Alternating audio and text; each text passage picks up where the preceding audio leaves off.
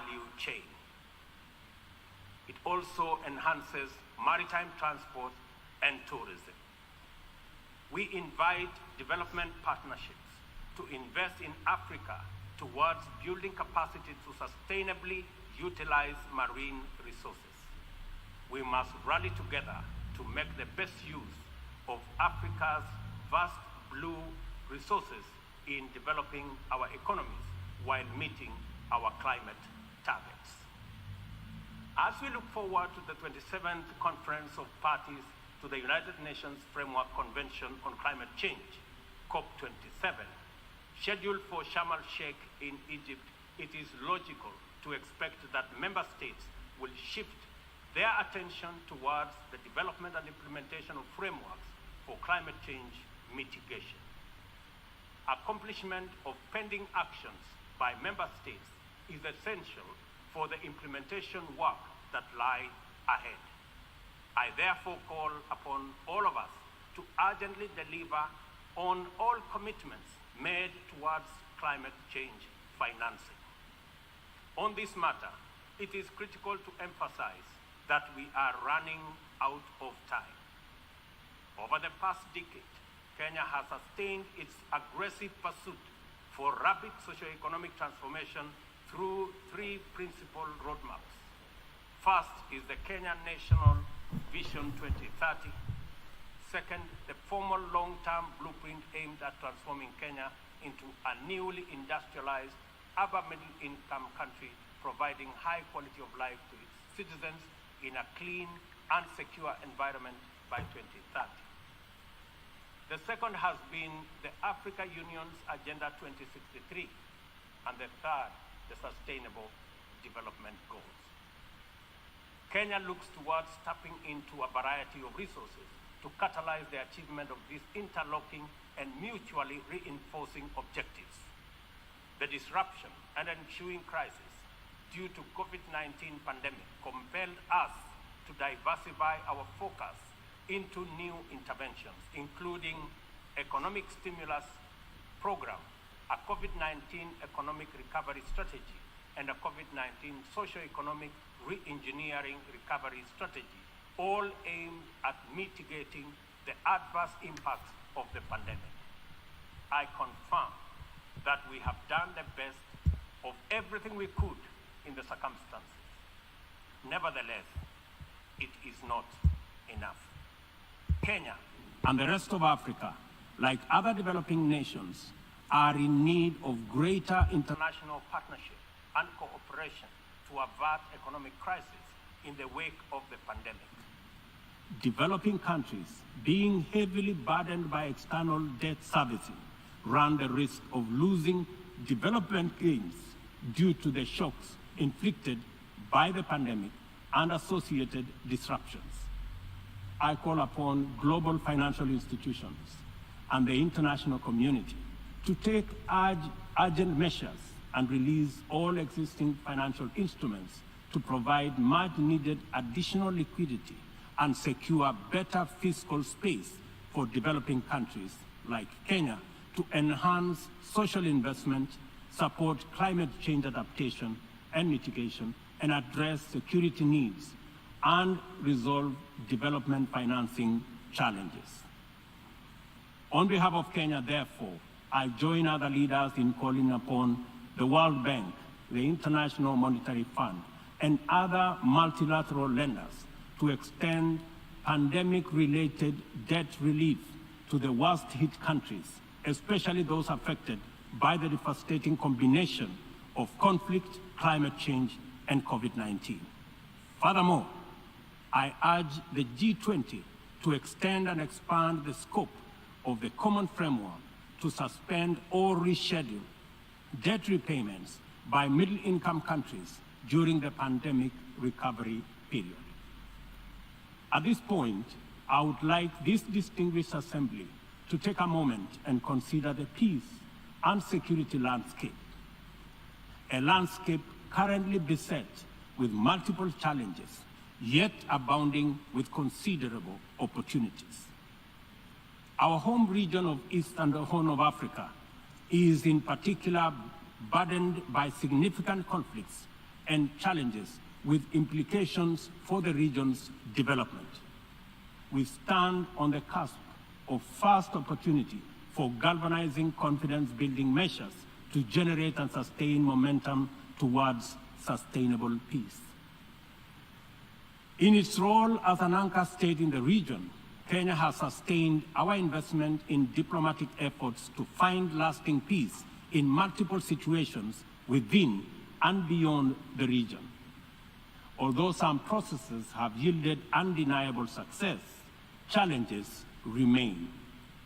I therefore strongly reiterate our call for partnership towards confidence-building measures and urge more concerted efforts towards sustainable peace and stability.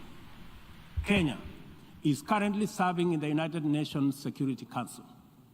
I am proud to confirm that our engagement over the last 2 years has prioritized regional peace and security, countering terrorism and violent extremism, peace support operations, climate and security as critical contributions to the collective efforts to build a safer, more prosperous and peaceful world. I am also proud to state that Kenya has continued to champion closer cooperation between regional mechanisms and the Security Council as an effective means to achieving international peace and security. Kenya continues to advocate the renewal of the Africa Union security architecture, which draws comparative strength from the highly productive complementarity between the United Nations, the Africa Union, and the regional economic communities. Working closely with the 2 elected African countries of the A3 in the UN Security Council, we are committed to finding a stronger Africa voice in the Council and achieving a consensus-driven, rules-based multilateral system. It is our manifest intention to see greater Pan-Africanization of the global agenda in order to make multilateralism work for the people of the world in their diversity. It is time for multilateralism to reflect the voice of farmers, represent the hopes of villagers, champion the aspirations of pastoralists, defend the rights of fisherfolk, express the dreams of traders, respect the wishes of workers, and indeed protect the welfare of all peoples of the global South.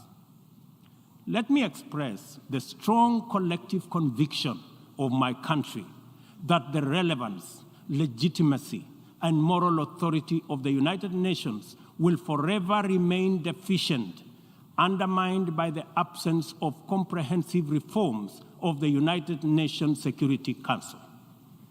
We therefore remain firmly committed to reforming the Security Council to make it a more effective, representative, and democratic global institution. Given the magnitude and variety of challenges the world continues to confront, a more fit for purpose United Nations is urgently needed, one that possesses the legitimacy and efficacy in dealing with threats to international peace and security. A just and inclusive world order cannot be spearheaded by a United Nations Security Council that persistently and unjustly fails the inclusivity criterion. Similarly, threats to democracy will not be credibly resolved by an undemocratic and representative Security Council. It is vitally important for this critical institution to reflect the values it is entrusted to protect, to defend, to uphold on behalf of humankind. We welcome the call by President Biden this morning for the expansion of the membership of the Security Council as a significant step in the right direction, and we look forward to building consensus for the actualization of the same.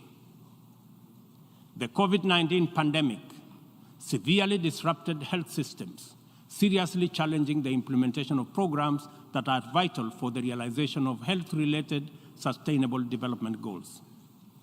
To place us firmly back on track and accelerate our progress towards these SDGs targets, it is imperative for us to foster sustainable partnerships between governments, other state actors, the civil society, and the private sector. This modality of collective action is particularly vital for building resilient health systems, whose importance in enabling us withstand future pandemics and other health crises can no longer be disputed. For this reason, Kenya will continue to strongly support the development of legally binding World Health Organization international instrument to anchor global solidarity and promote equity. The fact of the matter is that the COVID-19 pandemic exposed for all the world to see the severe deficit of these critical values in our present multilateral configuration. Global supply chains remained impervious to demands in the global South generally, and Africa in particular. Unequal access to vaccines underscored this unjust and unequal situation with unforgettable clarity.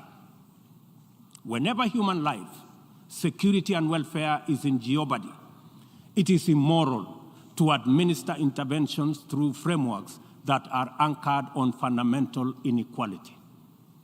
We are all witnesses to admirable demonstrations of effective solidarity in response to crises in various parts of the world. Our knowledge of the possibility of spontaneous yet resolute global solidarity reinforces the African exception as particularly repugnant. From genocides and civil conflict to famine and pandemics, the African continent is consistently left behind to bear the brunt of weak solidarity and disastrous failure of multilateralism.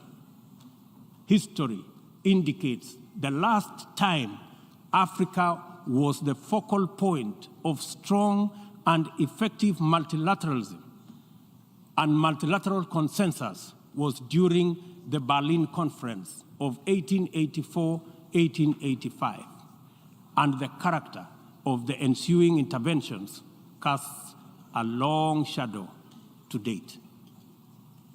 Not to put too fine a point to it, the failure of multilateralism during crises which relegate the people of Africa outside the cycle of moral consideration and normalizes humanitarian neglect and other casual injustices are failures of humanity. Nothing about Africa, and I say nothing about Africa or its people makes it acceptable for this type of failure to persist in this era. And we have an urgent moral duty to do better, and to right this wrong. For decades, Africa has borne the brunt of three epidemics: the HIV, tuberculosis, and malaria.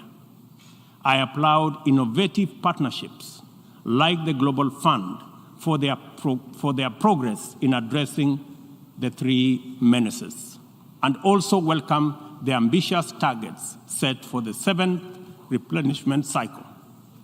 Kenya is committed to supporting the Global Fund and implementing the agreed targets in order to actualize our pledge at the replenishment conference.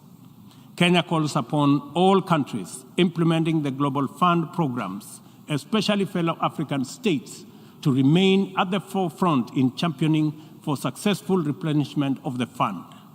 This way, the mobilization of much-needed resources is enhanced, bringing us closer to the final elimination of these dangerous diseases.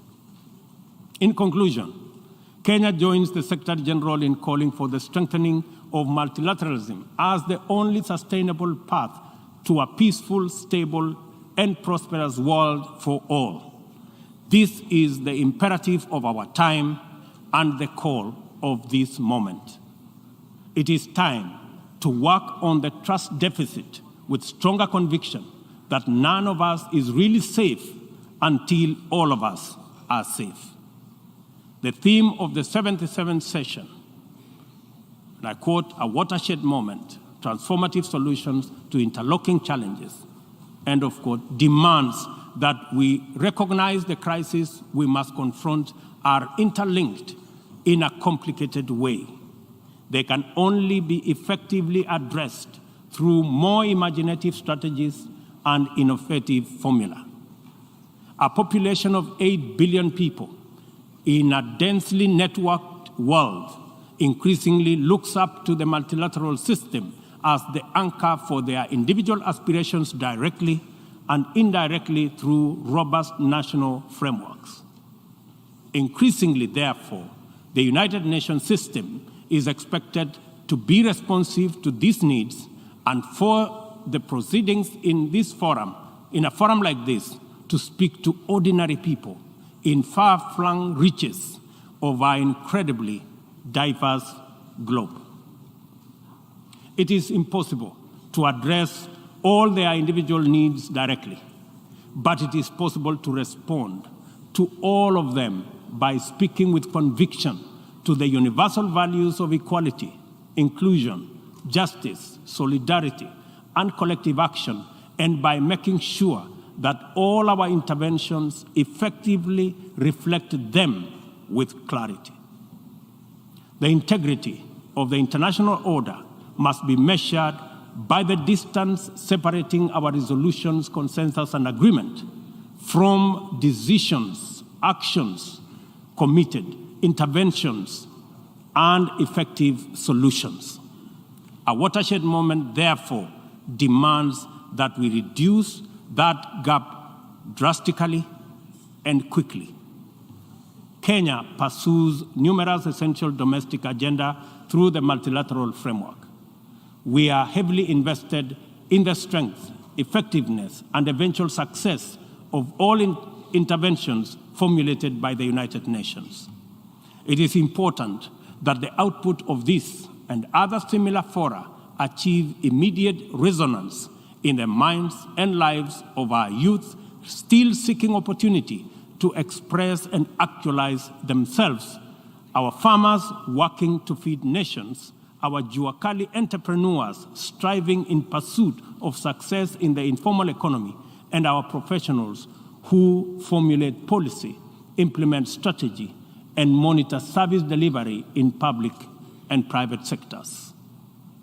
Africa places immense value in the international community and the tremendous possibilities it can unlock through inclusive, sustainable, and effective action to transform the lives of our people and establish lasting peace, security, and shared prosperity.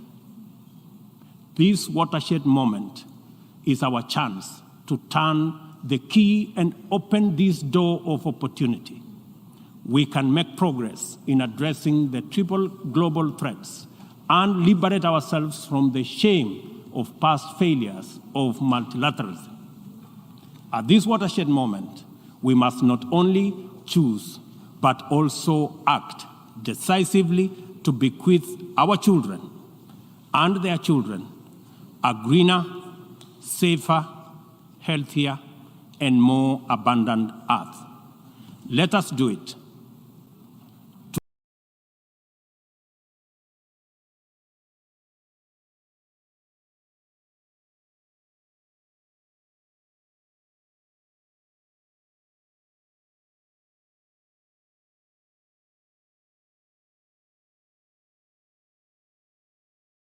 Together, inclusive.